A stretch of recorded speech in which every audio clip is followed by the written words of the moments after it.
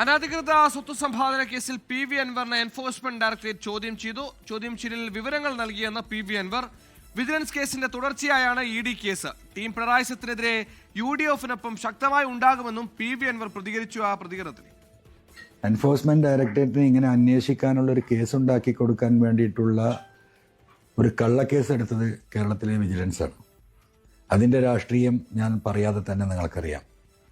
കേരളത്തിൽ പിണറായി ഗവൺമെൻറ്റിനെതിരെയും പിണറായിസത്തിനെതിരെയും മരുമാസനത്തിനെതിരെയും ശക്തമായ നിലപാടെടുക്കുകയും വ്യക്തമായ കാര്യങ്ങൾ ജനങ്ങളോട് പറയുകയും ചെയ്ത് തുടങ്ങിയ അന്ന് മുതലാണ് നിരവധിയായ കേസുകൾ എൻ്റെ പേരിൽ രജിസ്റ്റർ ചെയ്യപ്പെട്ടിട്ടുണ്ട്.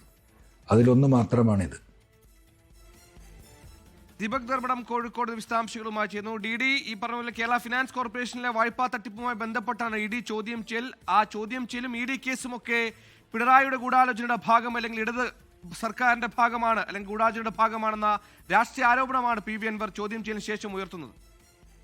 സുഹൈൽ, ഇതിൽ രണ്ടു കാര്യങ്ങളുണ്ട്. ഒന്ന്, അല്പം മുൻപാണ് പി വി അൻവർ മുൻ MLA FBയിൽ ലൈവായി വന്ന് പിണറായി സത്തിനെതിരെ സംസാരിച്ചത്. അതായത് മുഖ്യമന്ത്രി നേരിട്ട് പറഞ്ഞിട്ടാണ് വിജിലൻസ് ഒരു FIR ഇട്ടത് ഇങ്ങനെ ഒരു സാമ്പത്തിക ക്രമക്കേടിൽ.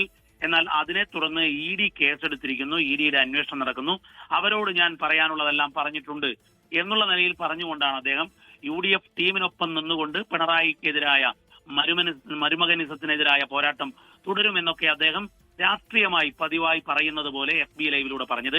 പക്ഷേ എന്നാൽ EDയിൽ നിന്നും നമുക്ക് ലഭിക്കുന്ന വിവരമനുസരിച്ച് അൻവറിന് കുരുക്ക് മുറുകുന്നു എന്നുള്ളതാണ്. ഞാൻ അല്പം മുൻപ് ED ഉദ്യോഗസ്ഥരുമായി സംസാരിക്കുമ്പോൾ ഏറെ മണിക്കൂർ വൈകിയും ചോദ്യം ചെയ്യൽ തുടർന്നു. രാത്രി 10 മണിവരെ ചോദ്യം ചെയ്യൽ തുടർന്നു.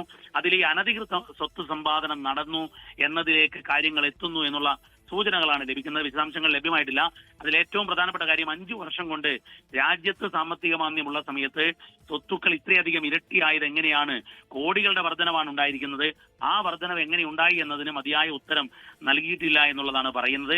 ഏതായാലും ഇതിൽ വ്യക്തത നാളെയോടുകൂടി വരികയുള്ളൂ.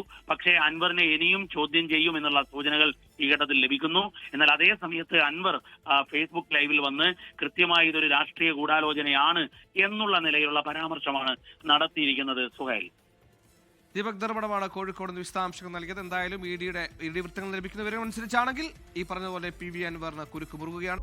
ലോകത്തെവിടെയായാലും ഏത് സമയത്തും 24 വാർത്തകളും ഓഗ്മെന്റഡ് റിയാലിറ്റി പാക്കേജുകളും എക്സ്പ്ലെയിനറുകളും വിശദമായി കാണാൻ ഞങ്ങളുടെ YouTube ചാനൽ നിങ്ങൾക്ക് സബ്സ്ക്രൈബ് ചെയ്യാം.